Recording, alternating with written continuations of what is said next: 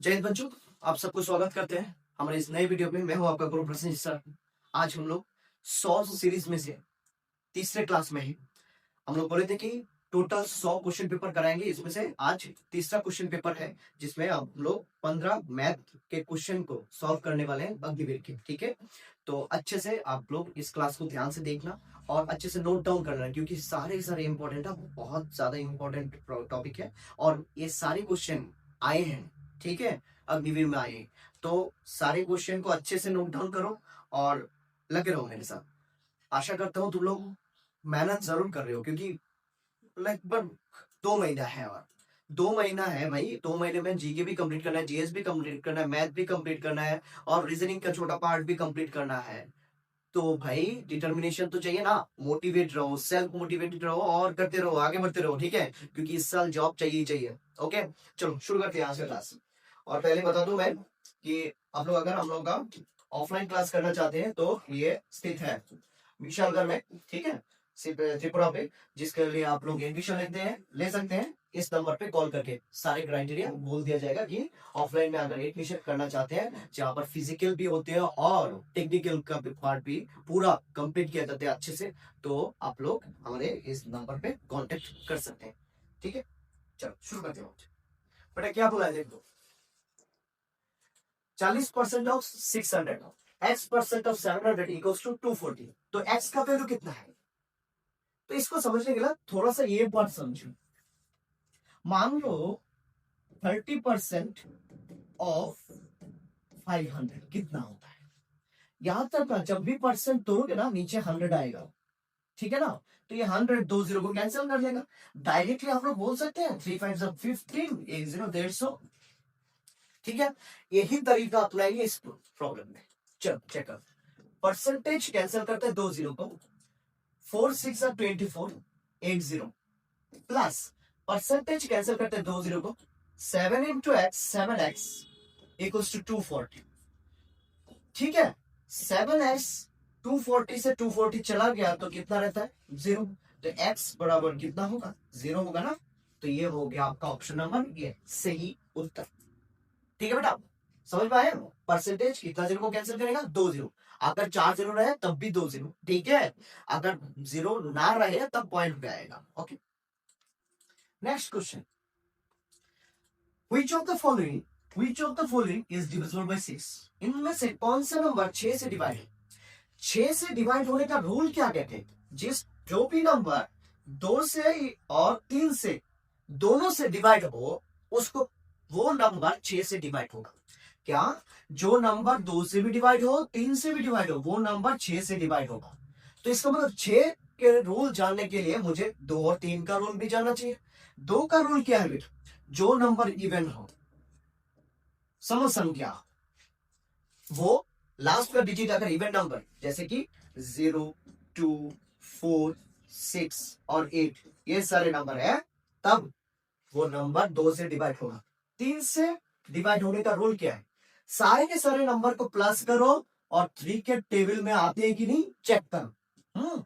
अगर 3 के टेबल में आते हैं तभी जाके वो नंबर 3 से डिवाइड होगा बेटा। ठीक है, तो इसका मतलब क्या है चेक कर लो। तो पहले 2 से चेक करते हैं, चेक कर लो इवन नंबर कौन सा है। तो इवन नंबर तो ये दोनों है, ये भी कैंसिल ये भी कैंसिल, चेक करने का जरूरत है ही नहीं। तो इसका मतलब क्या है? 3 से डिवाइड चेक करते हैं। 3 से कौन सा होगा? बी और डी में से।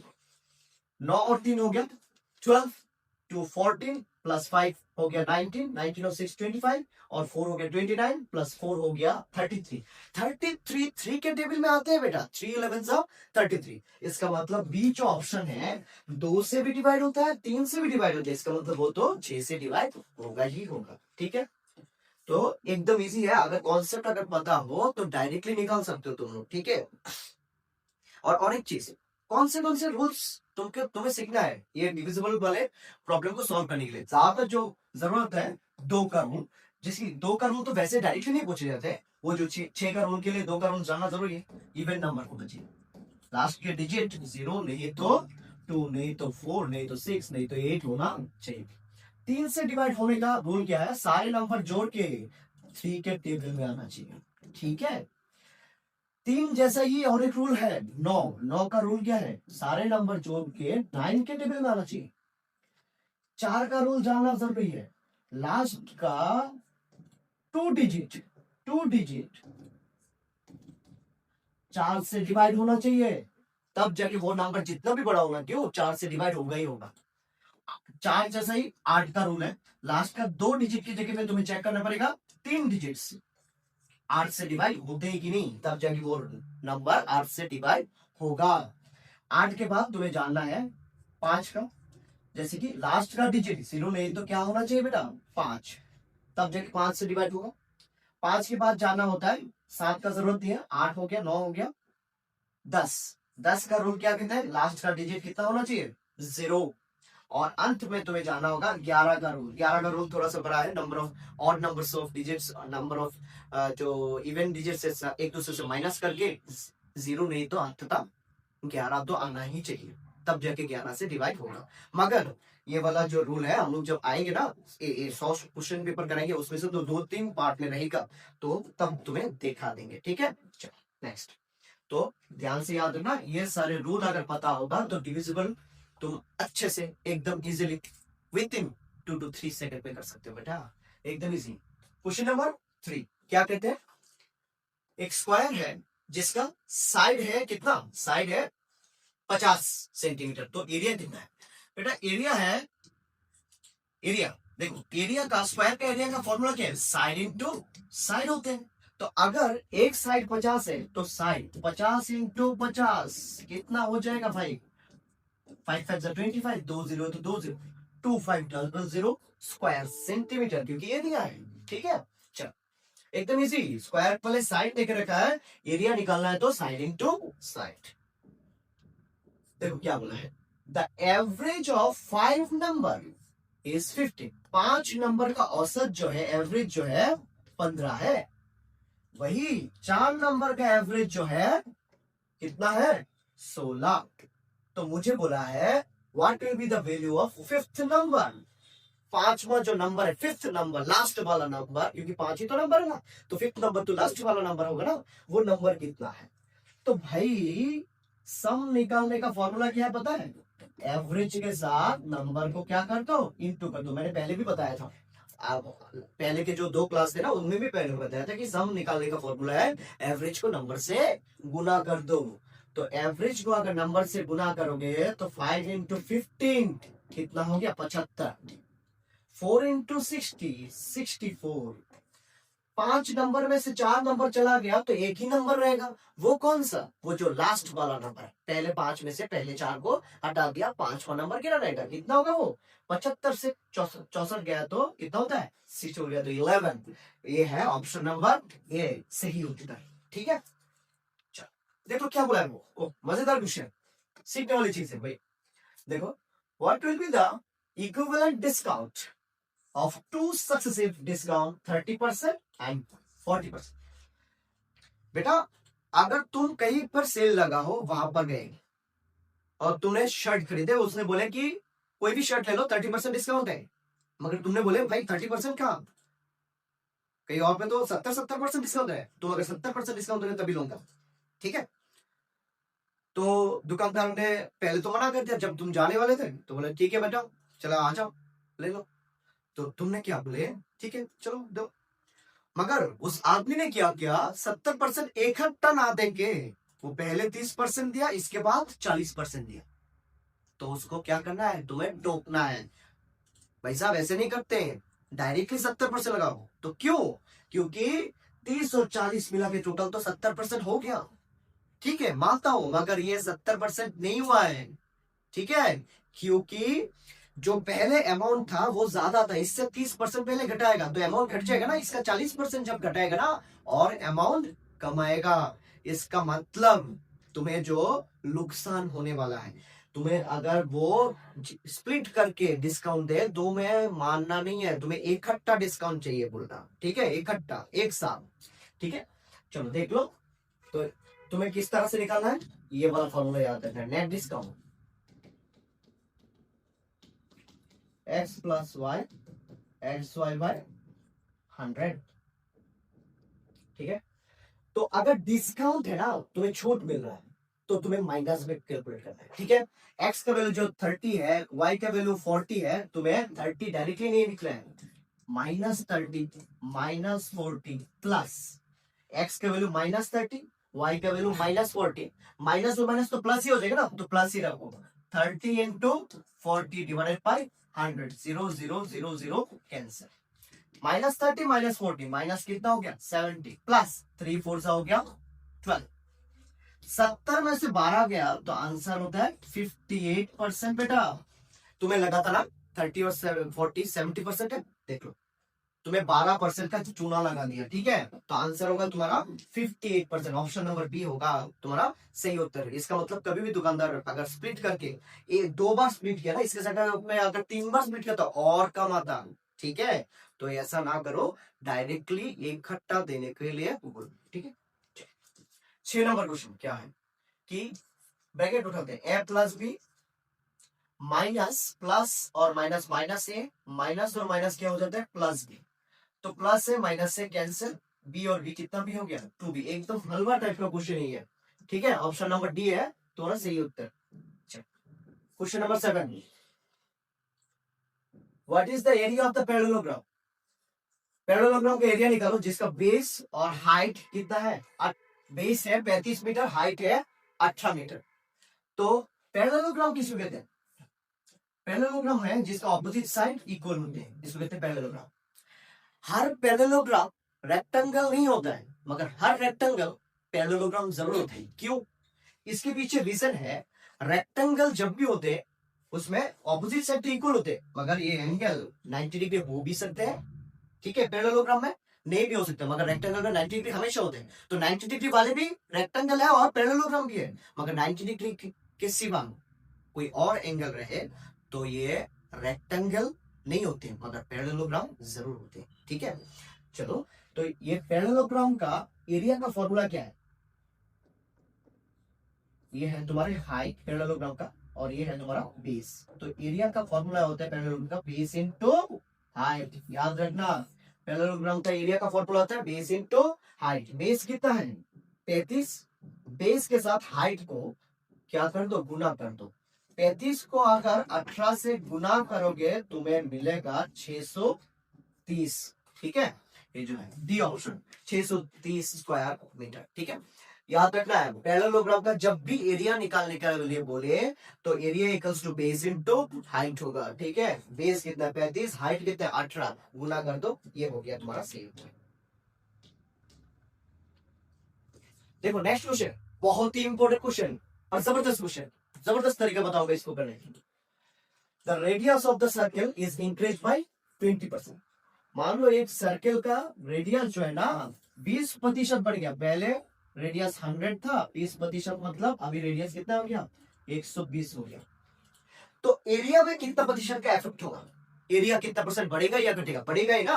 रेडियस बढ़ा तो एरिया भी तो बढ़ेगा, कितना बढ़ेगा, तो देख लो पहले रेडियस कितना था 100, बढ़ के कितना हो गया 120। एरिया में फॉर्मूला क्या होता है पाई आर स्क्वायर, सर्कल का पाई तो दोनों में होगा ना, पाई कैंसिल करो, आर के ऊपर क्या है स्क्वायर।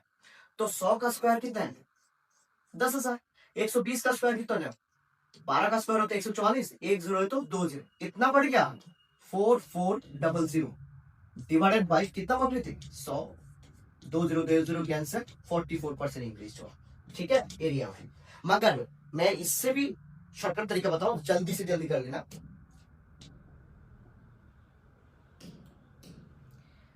कि कितना परसेंट बढ़ा, पहले 100 था 20% बढ़ गया ना, तो अभी रेडियस कितना हो गया 120, ठीक है ना। तो बस क्या करना है 12 का स्क्वायर 144, तो कितना परसेंट बढ़ गया 44%, क्योंकि 1 0 से 2 0 तो आएगा ना, 2 0 कैंसिल होगा जब कंपेयर करेंगे, ठीक है। तो कितना परसेंट बढ़ गया 44% डायरेक्टली। जैसे कि पहले से रेडियस 30% बढ़ गया, मान लो पहले रेडियस था 100, इसके बाद रेडियस हुआ है 130, तो 130 का स्क्वायर कितना होगा 13 का स्क्वायर है 169, तो कितना होगा 69% बढ़ गया एरिया, ठीक है। मान लो एरिया 50%, रेडियस 50% बढ़ गया, तो 100 था कितना होगा 150, तो कितना होगा 15 का स्क्वायर 225, तो 100 में से 125 225 में से 100 चला गया तो कितना होगा, तो 125% बढ़ जाएगा एरिया। ठीक है, स्क्वायर करना है, इससे इसको माइनस कर देना है, खत्म। चलो, एकदम इजी टाइप का क्वेश्चन है हाँ, मगर बहुत ही इंपॉर्टेंट है ये क्वेश्चन। तो ऑप्शन नंबर डी होगा यहाँ पर सही आंसर। 44 सॉरी हाँ, एक लिस्ट पढ़ेंगे। देखो सिंप्लीफाई क्या बोला है, 16a square minus 9b square का सिंप्लीफाई करो। 16 को लिख सकते हैं ना 4 स्क्वायर, साथ पे a का भी स्क्वायर है, इसका मतलब 4a होल स्क्वायर, माइनस 9 को लिख सकते हैं 3 स्क्वायर, साथ में b का स्क्वायर है, इसका मतलब 3b होल स्क्वायर। तो ये फॉर्मूला आ गया a square minus b square. तो ये फॉर्मूला रट्टा होना चाहिए। a square minus b square का फॉर्मूला है a plus b a minus b। ठीक है, तो बस बिठा दो, यहाँ पर a है 4 है, b है 3b, a plus b a minus b, खत्म। ये हो गया तुम्हारा सही आंसर, ये है ऑप्शन नंबर डी। ठीक है, मतलब बहुत ही हलवे टाइप का क्वेश्चन है बेटा, अगर तुम्हें फॉर्मूला पता। बेटा कैसा लग रहा है ये क्लास, अगर अच्छा लग रहा है तुम लाइक शेयर और फॉलो कर सकते हो, ठीक है, बेझिझक कर सकते हो, ठीक है। अगर अच्छा नहीं लगता है डिसलाइक भी कर सकते हो, और कमेंट सेक्शन में कमेंट करके जरूर बताना किस तरह से लग रहा है आज का क्लास। ओके चलो 10 नंबर, इफ द यहाँ पर कॉस्ट प्राइस होगा, हाँ कॉस्ट प्राइस टाइपिंग मिस्टेक हुआ है, ठीक है। If the cost price of 30 article is equal to the selling price of 20 article, मतलब 30 आर्टिकल का कॉस्ट प्राइस किसको कहते हैं, सीपी, इक्वल होगा किसका, 25 आर्टिकल की किसके, सेलिंग प्राइस के, ठीक है ना। तो मुझे बोला है कि प्रॉफिट और लॉस प्रतिशत निकाल दो, तो एकदम इजी, सीपी के नीचे मैं क्या ले जाता हूं, एसपी, इनटू में तो डिवाइड में आ गया, इनटू में तो डिवाइड में चला जाएगा। तो मैं इस तरह से समझूंगा, सीपी मतलब खरीदने वाला अमाउंट, एसपी मतलब बेचने वाला अमाउंट। तो मतलब मैं ऐसे सोच सकता हूँ 25 रुपए में खरीद के उसने 30 रुपए में बेचा, कम कीमत में खरीद के ज्यादा कीमत में जब भी बेचते हो तो प्रॉफिट ही होते ना। कितना का प्रॉफिट हुआ, 5 का प्रॉफिट हुआ है, ठीक है ना। तो प्रॉफिट परसेंटेज का फॉर्मूला क्या है, प्रॉफिट बाय सीपी इंटू 100, याद रखना है, बहुत ही इंपॉर्टेंट। प्रॉफिट कितना हुआ, 5 रुपए, कितने में से, 25 में से, इंटू 100, 25 से 100 को काटो तो कितना होता है, 4 होगा, 20% प्रॉफिट हुआ है, कितना प्रतिशत, 20% का प्रॉफिट हुआ है। यहाँ पर बी ऑप्शन सही उत्तर। A man travel upstream, देखो यहाँ पर बोट वाला कॉन्सेप्ट है, बोट, तो कॉन्सेप्ट तो पहले समझो, इसके बाद ना क्वेश्चन करेंगे, ठीक है। पहले कॉन्सेप्ट तो समझते हैं। मान लो ये पानी है, एक बोट चल रहा है, बोट के स्पीड को मैंने बी पकड़ लिया, और जो पानी है स्रोत स्ट्रीम, इसका स्पीड मैंने एस पकड़ लिया। पानी भी इस तरह यहां से जा रहा है, बोट भी इधर ही जाना है, तो पानी उसको जाने में सहायता करेगा। तो इसका मतलब यहां पर जब सहायता करते हैं इसको कहते हैं डाउन स्ट्रीम। तो डाउन स्ट्रीम में स्पीड जो होता है डाउन स्ट्रीम में क्या होता है, बढ़ जाता है, क्या होगा, B plus S downstream में, ठीक है। डाउन स्ट्रीम में स्पीड को मैं क्या से पकड़ रहा हूं, यू से पकड़ रहा हूं, ठीक है। अगर ऐसा है कि मान लो नदी का गति इधर है, मगर बोट का गति जो है इसके ऑपोजिट में यहां पर, यहां से, ठीक है। तो इसका मतलब नदी इसको सहायता नहीं करेगा, उल्टा उसको ऑपोजिट फ्रिक्शन, धक्का देगा ऑपोजिट जगह से, मतलब ऑपोजिट साइड से धक्का देगा, ठीक है। चलो मान लो तुम जा रहे हो एक साइड से, मगर हवा तुम्हें ऑपोजिट साइड से आ रहा है, तो इसका मतलब तुम्हें वो हवा रोकेगा। अगर तुम जिस साइड से जा रहे हो हवा भी तुम्हें उसी साइड से, मतलब पीछे से ही तुम्हें धकल रहा है, तुम्हारा गति बढ़ा देगा, ठीक है ना। भगवान से दुआ करो कि रैली में ऐसे ही हो तो तुम्हारा गति बढ़ जाएगा, ठीक है। चलो कोई बात नहीं, क्योंकि तुम्हारे साथ बाकी सबका भी सही होगा ना, सब तो एक ही डायरेक्शन दौड़ेगा, तो सबका ही स्पीड बढ़ेगा, फायदा नहीं है, इक्वल बढ़ेगा। क्योंकि हवा सबके लिए समान ही होगा ना। तो यहाँ पर तुम्हें गति इधर है, बोट का गति इधर है, तो यहाँ पर जब ऑपोजिट में जाए ना तो उसको कहते हैं अपस्ट्रीम। अपस्ट्रीम में क्या होता है, धीरे से पकड़ लिया, अपस्ट्रीम में गति घट जाएगा क्योंकि स्पीड जो पानी का स्रोत है ऑपोजिट डायरेक्शन में। ठीक है, तो ये फॉर्मूला याद रखना है। और एक चीज, कभी भी ये एक फॉर्मूला है, ये दूसरा फॉर्मूला है, तीसरा फॉर्मूला याद रखना है बेटा कि कभी कभी बोट का गति पूछ लेते हैं, speed of boat, speed of boat. Boat का स्पीड कैसे निकालेंगे, u को और v को प्लस करेंगे, अपस्ट्रीम और डाउनस्ट्रीम के स्पीड को प्लस करेंगे, डिवाइड कर देंगे 2 से। ये हो गया तुम्हारा तीसरा फॉर्मूला। चौथा फॉर्मूला, कभी कभी स्टीम का और करंट का, स्टीम का स्पीड मांग लेते हैं, कैसे करेंगे, तो u डाउनस्ट्रीम में है तो इसका स्पीड ज्यादा होगा, u से v को माइनस करेंगे, डिवाइड कर देंगे 2 से। ठीक है, तो ये चारों फॉर्मूला के रट्टा हो गया ना।